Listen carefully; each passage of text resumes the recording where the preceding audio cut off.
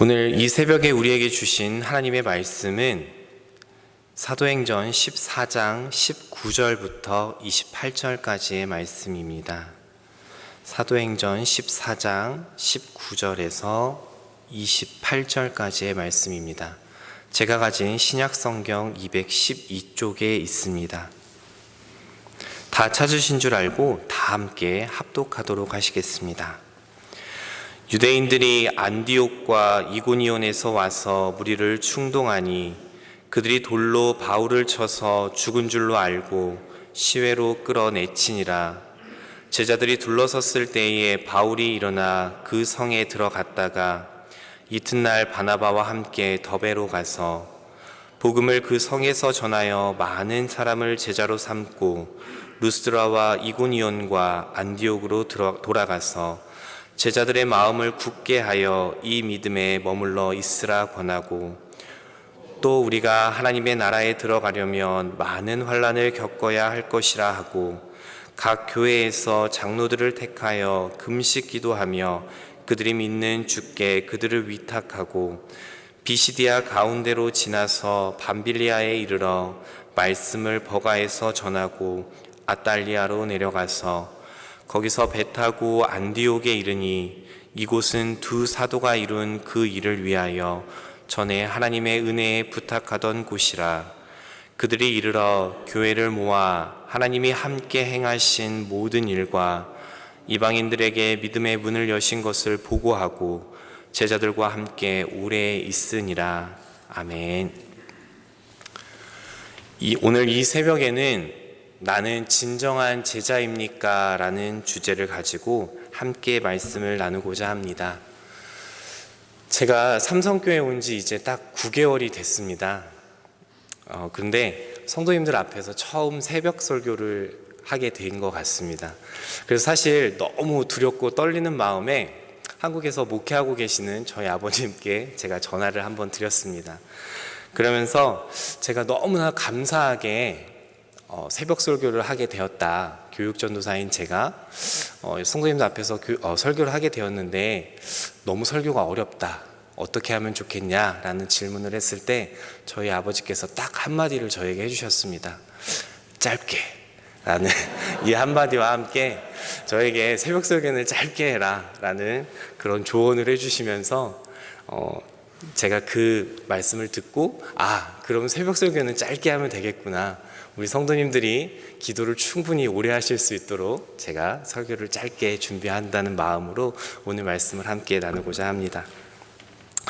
우리가 잘 알고 있는 말 중에는 까르페 디엠이라는 말이 있습니다. 이 말은 성도님들이 다 아시는 것처럼 라틴어입니다. 그 문장이 가지는 의미는 피할 수 없으면 즐겨라 라는 뜻을 가지고 있습니다. 그렇기 때문에 제가 20대 시절에 대학 생활이 좀 어려웠고 그 다음에 취업도 잘 되지 않아서 너무나도 힘들게 취업 준비를 한 1년 넘게 했던 기억이 있는데, 그 가운데 그래 오늘 이 순간을 제가 한번 잘 즐겨야겠다 라는 마음으로 이 문장을 자주 사용했습니다. 또한 저의 싸이월드, 여러분들 다 아시겠지만 그 싸이월드 그 메인창에 그 까르페 디엠이라는 말을 쓰는 친구들과 제 주변의 지인들이 상당히 많았던 걸로 제 기억에 있습니다. 그런데 오늘 말씀을 제가 가만히 들여다보면서 이 단어의 의미와 유사하지만 다른 차원의 의미를 저희가 좀 발견하게 되었습니다. 피할 수 없으면 즐겨라 라는 말보다 더 고차원적인 의미에서 사용된 의미였는데요. 오늘 본문 말씀에 보면 한 성경의 인물은 어떤 역경 가운데에서도 하나님의 복음을 위해서 최선을 다해 살았던 그 제자도의 삶을 살았던 인물을 좀 발견하게 됩니다. 그 인물이 바로 바울과 바나바를 오늘 본문을 통해서 발견하게 됩니다.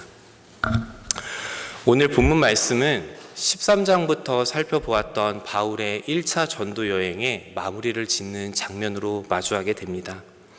말씀을 잘 들여다보면 바울과 바나바의 1차 전도 여행은 철저히 성령의 인도하심에 따라 진행되었음을 발견하게 됩니다.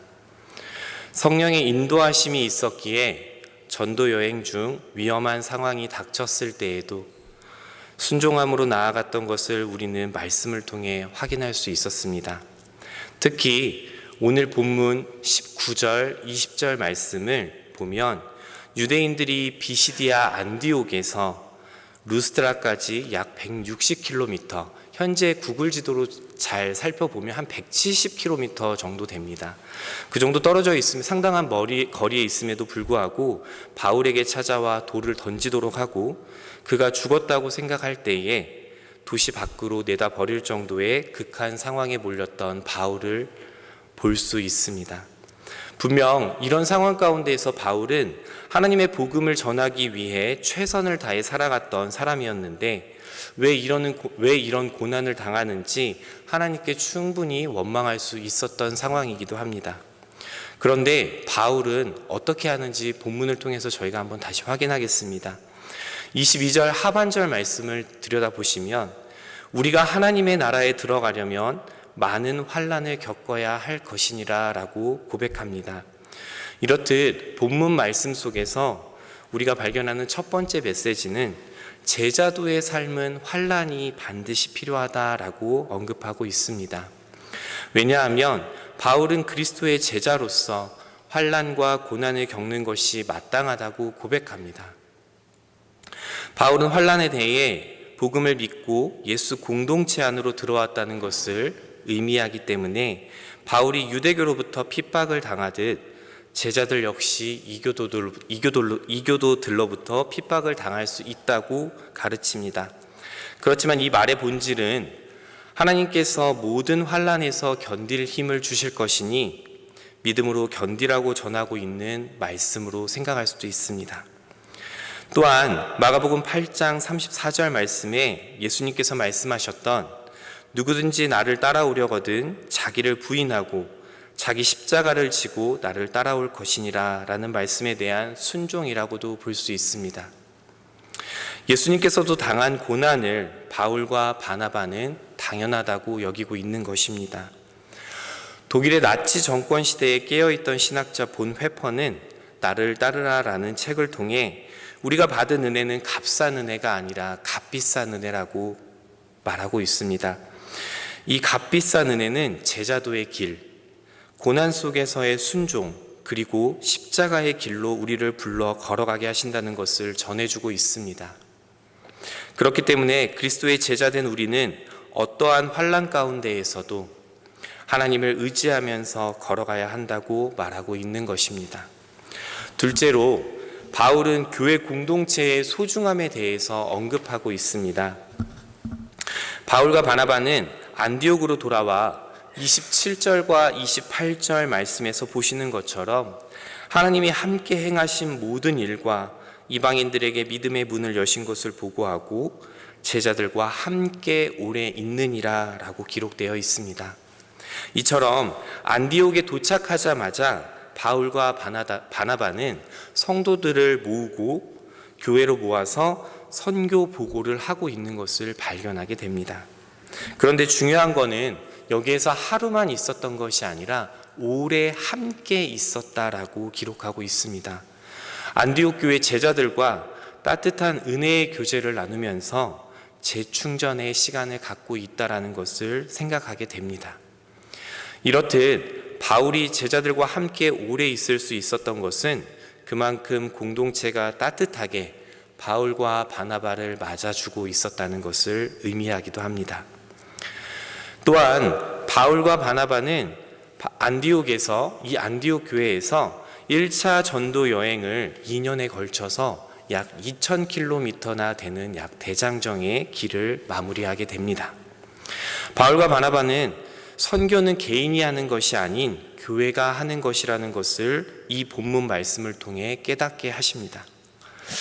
이를 통해 우리 교회에 적용해 보면 성도님들이 하고 계시는 목장 모임, 각종 선교회 모임, 젊은 가정 모임 및 이번에 파송한 단기 선교팀, 키움팀 역시 다 교회가 함께 하는 것이라는 것을 말하고 있습니다. 결코 혼자가 하거나 무슨 사조직을 만들어서 하는 그런 모임이 아니라는 뜻입니다. 그렇게 우리가 속해 있는 공동체의 소중함을 깨닫고 서로 섬겨주는 공동체를 만들어 나가야 할 것입니다. 그렇다면 오늘 말씀을 생각해 볼 때 우리 성도님들은 어떤 제자의 삶을 살아가고 계시는지 한번 점검해 볼 필요가 있습니다. 단순히 죄의 용서와 반복적으로 진행되는 성찬과 서로를 향한 값싼 위로만을 하고 있지 않은지 생각해 봐야 합니다. 왜냐하면 주님은 환난 가운데에서도 주님께서 주신 은혜의 길로 함께 걸어가기를 우리에게 원하시고 계십니다. 마지막으로 그 은혜의 길을 나 혼자가 아니라 우리 공동체가 함께 걸어가기를 원하신다는 것을 깨닫는 이 새벽이 되시길 주님의 이름으로 소망합니다. 또한 오늘 이 자리에 앉아 계신 모든 성도님들께서 주님의 초청에 순종함으로 손잡고 걸어가시길 주님의 이름으로 축복합니다. 함께 기도하시겠습니다. 하나님 감사합니다. 이 새벽에 우리에게 들려주시는 주님의 음성에 귀 기울이기 원합니다. 그냥 교회만 왔다 갔다 하는 성도가 아닌 어떤 환난 속에서도 주님 앞에 순종하며 나아가는 제자의 삶이 되기를 원합니다. 또한 제자로서 교회와 공동체를 세우며 살아가는 모든 삼성의 성도님들이 될 수 있도록 주님 인도하여 주시옵소서. 우리 삶의 온전한 주인 되시는 주님을 의지합니다. 사랑합니다. 예수님의 이름으로 기도드립니다. 아멘.